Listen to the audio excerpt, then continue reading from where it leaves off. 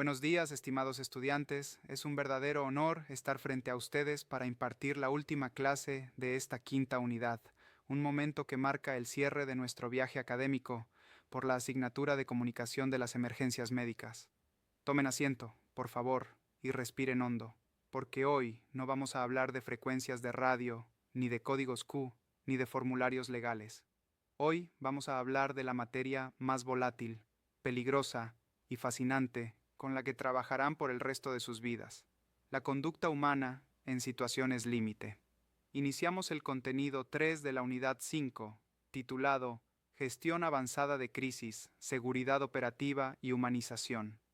Y quiero que entiendan que esta clase no es un relleno humanístico en su malla curricular técnica. Es, de hecho, la clase que determinará si ustedes regresan vivos a casa después de un turno en una zona de conflicto y si logran mantener su salud mental intacta después de 20 años de servicio. Para dimensionar la importancia de esto, debemos quitarnos la venda de los ojos y mirar al Ecuador actual tal como es. Hace 10 o 15 años, la formación del paramédico se centraba en que supiera entablillar, intubar y correr. Se asumía que la ambulancia era un santuario, un territorio neutral, respetado por todos, desde el ciudadano común hasta el delincuente. Hoy esa premisa ha muerto. En el contexto de seguridad que vive nuestro país, con el auge del crimen organizado y la violencia estructural en ciudades como Guayaquil, Esmeraldas, Quevedo o Durán, la ambulancia ya no es un santuario. En muchas ocasiones es un objetivo táctico o un daño colateral. Por eso, el perfil del tecnólogo que estamos formando en el ITESUT ha evolucionado hacia una competencia tridimensional. Deben ser excelentes clínicos, astutos tácticos y profundos humanistas.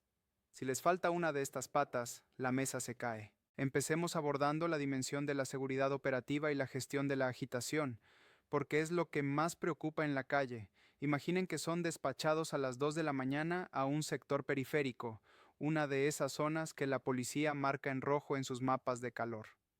El reporte es paciente con herida de arma de fuego. Su cerebro clínico empieza a pensar en torniquetes, en shock hipovolémico, en ácido tranexámico, pero su cerebro táctico debe estar gritando otra cosa. Debe estar preguntando, ¿es una trampa? ¿El agresor sigue ahí? ¿Tengo ruta de escape? Aquí es donde entra el protocolo nacional que hemos denominado Código Plata. El Código Plata no es solo una palabra clave para pedir policía, es una doctrina de supervivencia. Significa que la seguridad del equipo de salud es prerequisito para la atención del paciente. Muchos de ustedes, movidos por esa vocación de servicio que les hierve en la sangre, sentirán el impulso de entrar a la zona caliente para rescatar al herido. Profe, pero se está desangrando, me dirán, y yo les responderé con la frialdad necesaria. Un paramédico muerto no salva a nadie. Si ustedes entran a una escena insegura sin el aseguramiento de la fuerza pública, no son héroes, son víctimas adicionales que consumirán los recursos de rescate que ya son escasos. La gestión avanzada de crisis implica tener la disciplina férrea de esperar en el punto de encuentro seguro hasta que la policía declare la zona segura. Implica saber estacionar la ambulancia siempre en posición de salida, nunca encajonados en un callejón sin salida, listos para evacuar si el ambiente se vuelve hostil.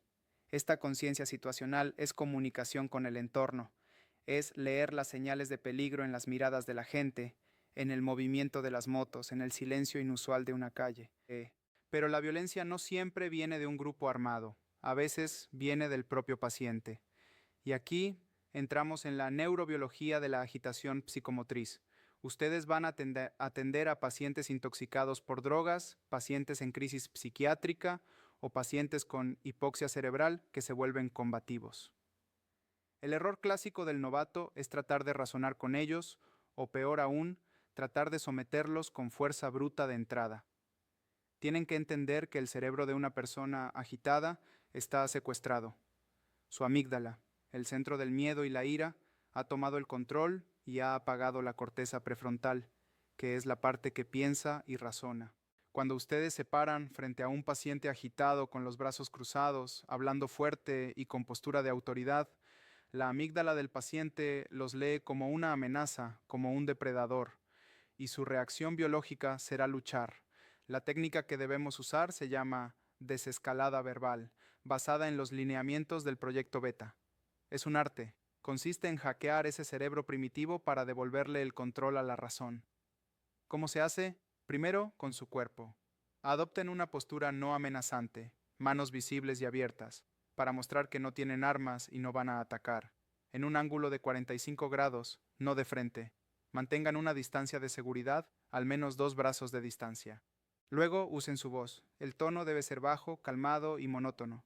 Si el paciente grita, ustedes bajan la voz. Es difícil, porque su propia adrenalina les pide gritar también, pero deben ser el ancla emocional. Usen frases cortas y sencillas. Hola, soy Juan, soy paramédico, estoy aquí para ayudarte, no para hacerte daño. Veo que estás asustado, quiero entender qué te pasa.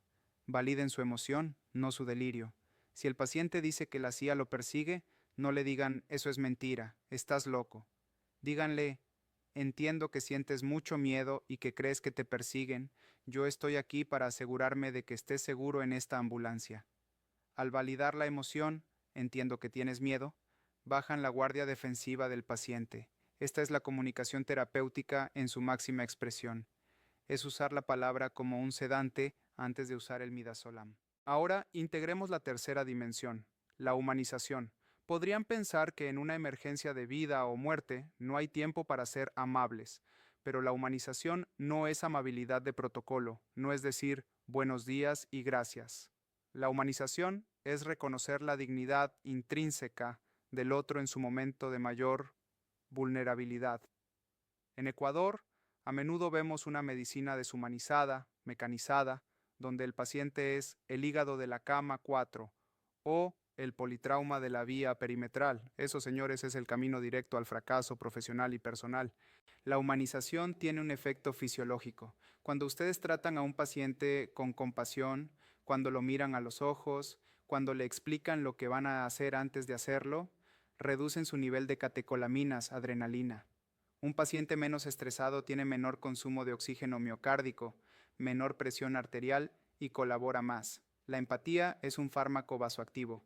Si ustedes llegan, no saludan, le arrancan la ropa y le clavan una aguja sin avisar, están aumentando el daño fisiológico por estrés. Señora María, voy a sentir un pinchazo fuerte en su brazo. Necesito ponerle medicina para el dolor. Respire conmigo. Esa frase de 5 segundos cambia la hemodinamia del paciente. Pero hay un aspecto de la humanización que rara vez se menciona y que es vital para su supervivencia. La humanización nos protege del burnout o síndrome del trabajador quemado. Existe la creencia errónea de que para aguantar en esta profesión hay que volverse frío, duro, crear una coraza y que nada nos importe. Esa es la mentira más grande de la medicina de emergencias. La coraza no protege, la coraza aísla y pudre por dentro.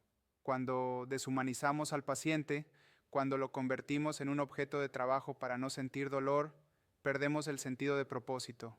Y cuando el trabajo pierde sentido, nos quemamos. Empezamos a odiar la alarma, a tratar mal a la gente, a deprimirnos. La conexión humana es el antídoto.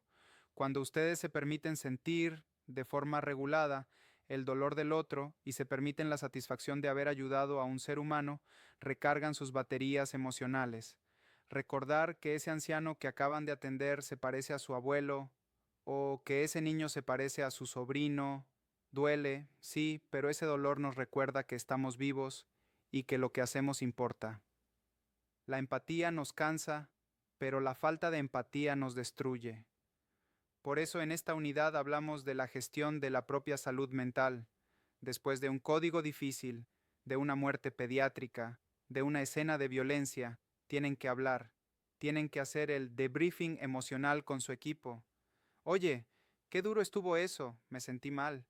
Llorar no los hace menos hombres ni menos profesionales, los hace humanos funcionales. Quiero relacionar esto con situaciones cotidianas en nuestras salas de emergencia. Imaginen que llevan a un paciente al Hospital Eugenio Espejo o al Guasmo Sur. Las salas están abarrotadas, los médicos estresados, la gente grita. Es un ambiente hostil. Ustedes llegan con su paciente, si entran con actitud agresiva, gritando Abran paso, traigo una clave roja, solo suman caos al caos. Si entran con liderazgo tranquilo, se presentan, dan el reporte SBAR con calma y tratan con respeto al personal del hospital, bajan la tensión de todo el entorno. Ustedes son termostatos emocionales. Pueden subir o bajar la temperatura de la sala con su actitud. La gestión de crisis también implica manejar a la familia. En Ecuador, la familia es una extensión del paciente. No podemos echarlo sin más. Señora, sálgase de aquí, es una frase violenta. La familia es un recurso. Si los gestionamos bien, nos ayudan. Si los gestionamos mal, son enemigos. El familiar presente durante la reanimación es un concepto moderno que estamos introduciendo. Si es seguro y hay espacio, permitir que un familiar vea que estamos haciendo todo lo posible por salvar a su ser querido ayuda al duelo si el paciente fallece y reduce las demandas legales por supuesta negligencia. Pero para eso, alguien del equipo debe comunicarse con ellos, explicarles lo que pasa. Estamos haciendo masaje cardíaco para intentar arrancar su corazón. Esa narración en tiempo real es parte de su trabajo comunicacional. Hablemos de la ética en la zona gris. A veces, en escenarios de violencia, se encontrarán atendiendo al victimario y a la víctima al mismo tiempo. Imaginen un enfrentamiento entre policía y delincuentes. Tienen un policía herido y al delincuente herido. Su ética humana y ciudadana les gritará que salven al policía y dejen morir al delincuente. Pero su ética profesional, basada en los principios de imparcialidad y neutralidad de la Cruz Roja y la bioética médica, les exige atender según la gravedad clínica, no según la calidad moral de la persona. Si el delincuente tiene una hemorragia exsanguinante y el policía una fractura estable, el torniquete va primero al delincuente. Esto es durísimo de tragar, requiere una madurez profesional gigantesca, pero si empezamos a juzgar quién merece vivir, dejamos de ser sanitarios y nos convertimos en jueces. Y en la ambulancia no hay martillos de juez, solo hay estetoscopios. Para ir cerrando esta clase, que es más una reflexión de vida que una lección técnica, quiero que piensen en cómo quieren ser recordados por sus pacientes. Nadie recordará si su vendaje era estéticamente perfecto. Recordarán que ustedes les sostuvieron la mano cuando tenían miedo. Recordarán que les hablaron con voz suave en medio del ruido de las sirenas. Recordarán que respetaron su pudor al cortarles la ropa. Recordarán que trataron su cuerpo con dignidad, incluso después de muertos. La tecnología que hemos visto en las unidades anteriores, los radios digitales, las tablets, los monitores, son herramientas maravillosas, pero son frías. Ustedes son el calor. Ustedes son la interfaz humana entre la tragedia y la esperanza. La tecnología superior, que dice su título, no se refiere solo a las máquinas, se refiere a una calidad superior de humanidad.